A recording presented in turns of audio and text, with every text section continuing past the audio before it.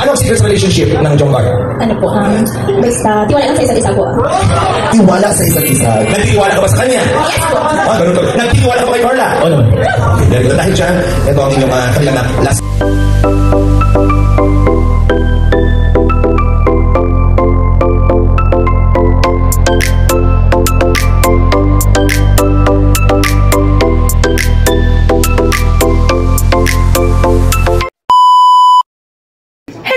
Welcome back to my YouTube channel. Magandang araw po sa lahat. Sa Amanda ko kayo ng mundo naroon ngayon. At ito nga guys, no, panibagong reaction tayo mga kalingap dito sa Jongkar. Syempre mga kalingap, at dito nga no, pinakilig mga kalingap ang inyong lingkod at syempre ang buong kalingap at lalong higit po yung mga nagmamahal po sa Jongkar. At dito mga kalingap ay grabe, pwedeng maging artista ang dalawa, lalo na po si Bibi Carla, no, na talagang grabe kong makapag-arte. At dito nga ay ginaya nila si Zara Geronimo at si Coco Martin mga kalingap.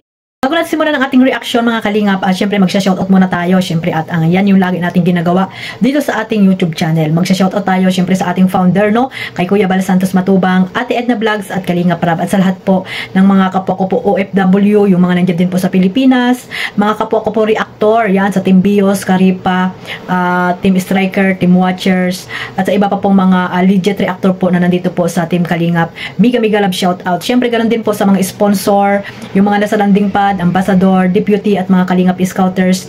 Shoutout po sa inyong lahat. At ito nga guys, no, panoorin muna natin yung clip video po na nakuha ko po dito kay Kalingap Rab. Talagang pakikiligin tayo nito. After nito ay bigyan po natin ng reaction mga Kalingap. Ayan, sama-sama po natin panoorin ito. Kamusta ka naman, Nini ko? Okay lang po. Na-miss kita, Nini ko? I miss you too po. Kamusta kayong dalawa?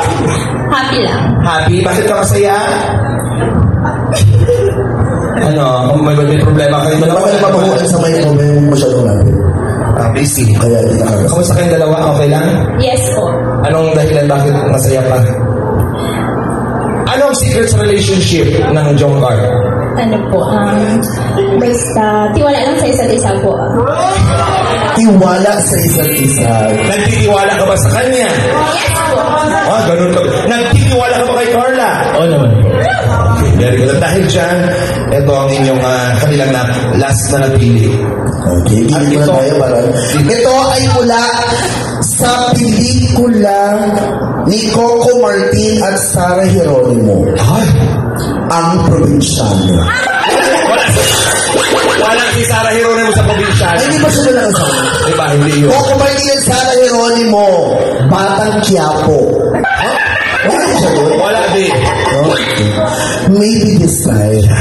Paano ko watch this?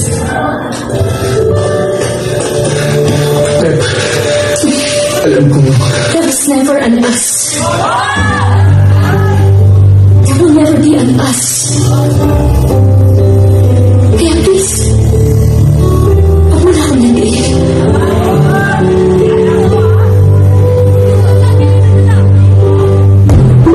Ang hirap ng trabaho mo dun, ha? Mag-emote ka lang dun. Anong Ang hindi nga, Tep. Tep.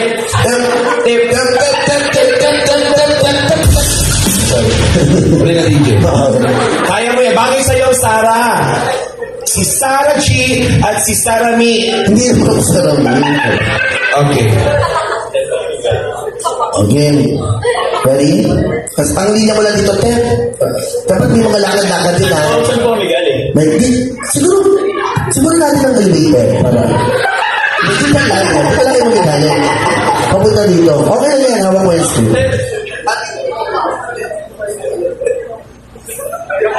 Lights! Camera! Action!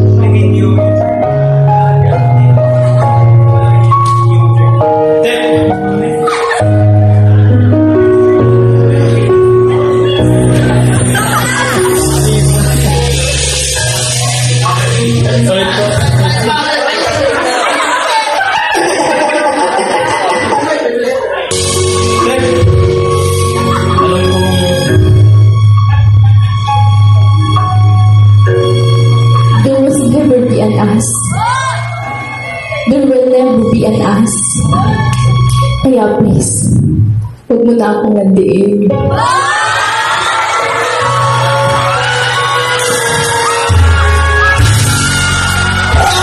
So, mga kalingap, ay grabe. Kinilig ba kayo? Yan ang sekreto ng pagmamahalang tunay ng Jomcar. Ayan, yan yung sekreto nila, tiwala sa isa't isa. At alam naman natin na yan po ang pinanghahawakan nilang dalawa, no? Ang tiwala nila sa bawat isa, mga kalingap. Dahil kung wala pong tiwala, ay hindi po tatagal po ang isang relasyon, no? Ayan, no, mga kalingap, hindi lang naman siguro sa Jomcar.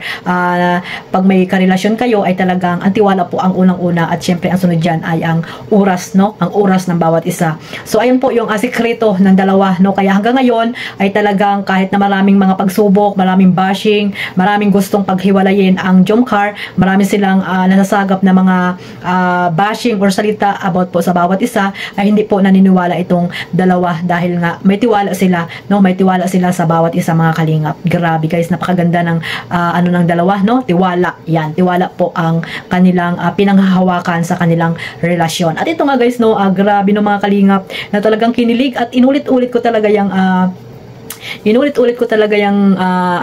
ginawa nilang acting, no, sa debut ni Baby Beyonce. At ayan nga yung kanilang ginawa dyan, no, at mayroon nga mga actingan dyan. Hindi lamang sila ang sumali dyan ng Jomcar, pati na rin yung Pongden, sino pa, si Idpao, ayan yung mga tawag dito, may ginawa silang mga tawag dito arte, no, arte ba tawag doon?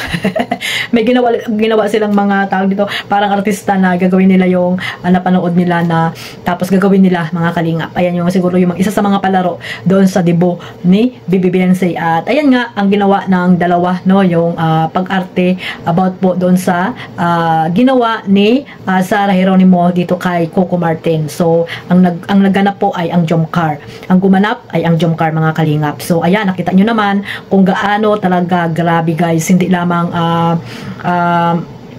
tawag dito, magaling umarte si Carla, ay talagang napakaganda pa. Nakita nyo naman, mga kalingap, talagang apple of the eye.